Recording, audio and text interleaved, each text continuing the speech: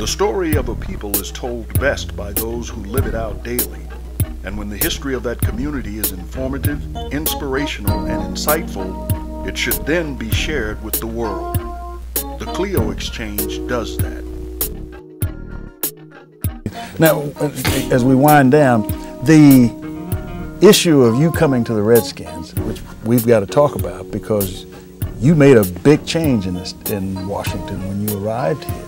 Because you were the first African-American they brought to the team. Well, what happened was I was in the service.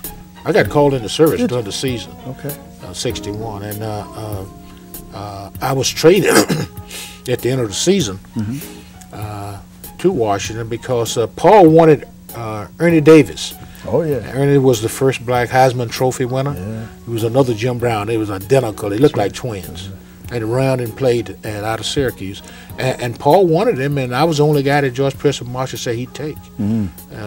So Paul got the shot, and he made the move. But as you know, Ernie had leukemia and didn't get a chance to play at all.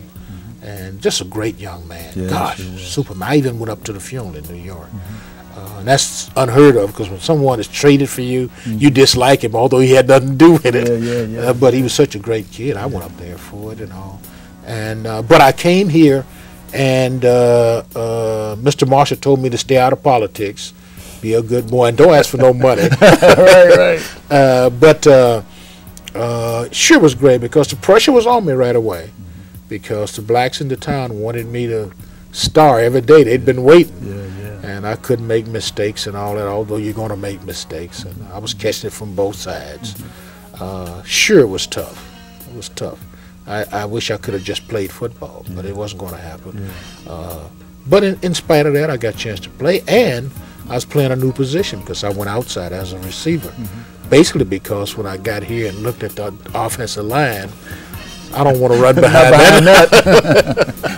So I went outside as a receiver and led the league that year, all pro, the whole works. And the rest, of course, is history now. We didn't spend any time with the fact, on the fact that you're an NFL Hall of Famer and that all of the records that you've set. And I purposefully did that because, Bobby, I want you to come back and be on the Clio Exchange again. Will you do that? I'll do that. Well, it's just been a thrill for me to have you here, and I know all of the folks that watch. And they watch to get to know our guests better.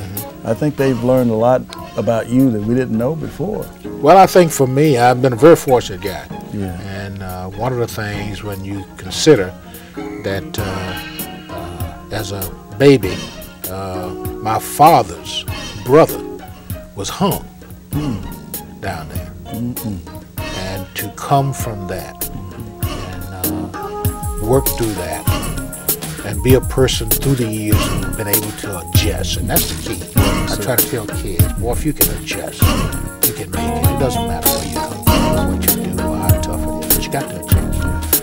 There's a lot of things out there that people tell you gotta do, you gotta do. But the one thing you do have to do is know how to adjust. Be in a diverse society now. If you can't adjust, it's going to be trouble. Bobby, thank you so much, brother. I love you, and may God continue to bless you.